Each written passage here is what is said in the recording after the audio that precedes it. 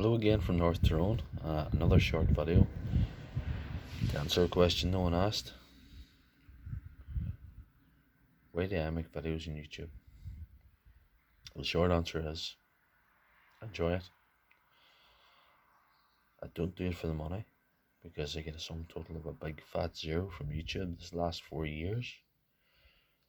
But I continue to do it because I enjoy it. The reason why I make no money is because I do not have enough subscribers. In order to monetize your account, you need over 1,000 subscribers.